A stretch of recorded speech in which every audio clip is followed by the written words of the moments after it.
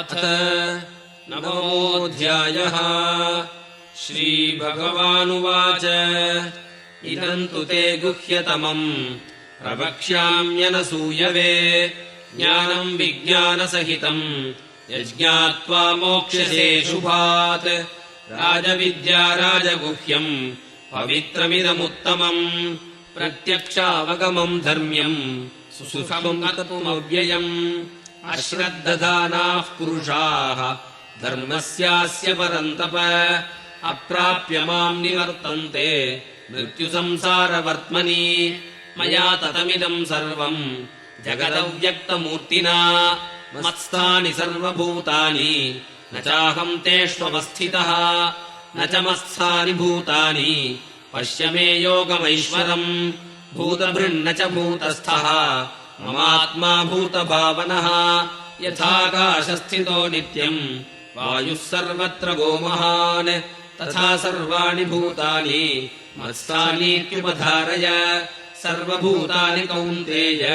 प्रकृतिम् यान्ति मामिकाम् कल्पक्षये पुनस्तानि कल्पादौ विसृजाम्यहम् प्रकृतिम् स्वामवष्टभ्य विसृजामि पुनः पुनः भूतग्राममिमम् कृत्स्नम् अवशम् प्रकृतेर्वशात् न च माम् तानि कर्माणि निबध्नन्ति धनञ्जय उदासीनवदासीनम् असक्तम् तेषु कर्मसु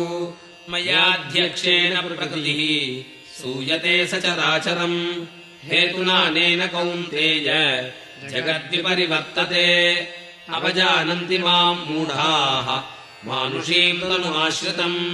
परम् भावमजानन्तः मम भूतमहेश्वरम् मोघाशा मोघकर्माणः मोघज्ञानाविचेतसः राक्षसीमासुरीम् चैव प्रकृतिम् मोहिनीम् श्रिताः महात्मानस्तु माम् पार्थ दैवीम् प्रकृतिमाश्रिताः भजन्त्यनन्यमनसः ज्ञात्वा भूतादिमव्ययम् सततम् कीर्तयन्तो माम् यतन्तश्च दृढव्रताः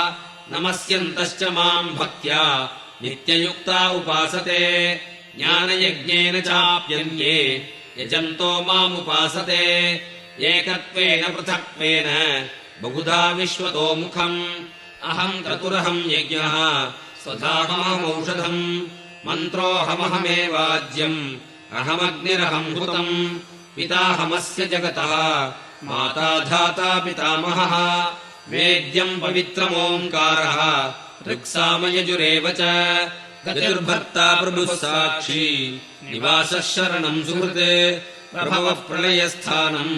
निधानम् बीजमव्ययम् तपाम्यहमहम् वर्षम् निगृह्णाम्युत्सृजामि च अमृतम् चैव मृत्युश्च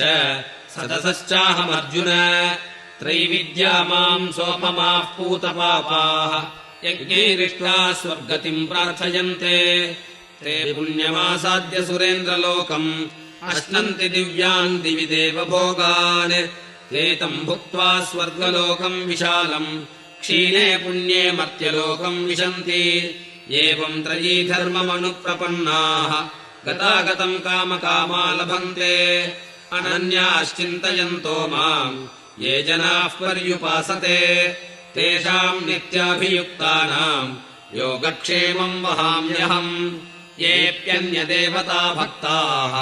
यजन्ते श्रद्धयान्विताः तेऽपि मामेव कौन्तेय यजन्त्यविधिपूर्वकम् अहम् हि सर्वयज्ञानाम् भोक्ता च प्रभुरेव च न तु मामभिजानन्ति तत्त्वेनातश्च्यवन्ति ते यान्ति देवव्रता देवान् पितॄन् यान्ति पितृव्रताः भूतानि यान्ति भूतेज्याः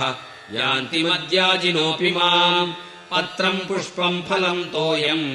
यो मे भक्त्या प्रयच्छति तदहम् भक्त्युपहृतम् अश्नामि प्रयतात्मनः यत्करोषि यदश्नासि यज्जुहोषि ददासि यत् यत्तपस्यसि कौन्तेय तत्कुरुष्व मदर्पणम् शुभाशुभफलैरेवम् मोक्ष्यसे कर्मबन्धनैः सन्न्यासयोगयुक्तात्मा विमुक्तो मामुपैष्यसि समोऽहम् सर्वभूतेषु न मे द्वेष्योऽस्ति न प्रियः ये भजन्ति तु माम् भक्त्या मयि ते तेषु चाप्यहम् अपि चेत् सुदुराचारः भजते मामनन्यभाक् साधुरेव समन्तव्यः सम्यग्व्यवसितो हि सः क्षिप्रम् भवति धर्मात्मा शश्वश्चान्तिम् निगच्छति कौन्तेय प्रतिजानीहि न मे भक्तः प्रणश्यति माम् हि वार्तव्यपाश्रित्य येऽपि स्युः पापयोनयः स्त्रियो वैश्यास्तथा शूद्राः तेऽपि यान्ति पराम् गतिम् किम् पुनर्ब्राह्मणाः पुण्याः भक्ता राजर्षयस्तथा अनित्यमसुखम् लोकम् इमम् प्राप्य भजस्व माम् मन्मना भव मद्भक्तः मद्याजी माम् नमस्कुरु मामे वैष्यसि युक्तैवम् आत्मानम् मत्परायणः ॐ तत्सत् इति श्रीमद्भगवद्गीतासु उपनिषत्सु ब्रह्मविद्यायाम् योगशास्त्रे श्रीकृष्णार्जुनसंवादे राजविद्या राजगुह्ययोगो नाम 9मोऽध्यायः।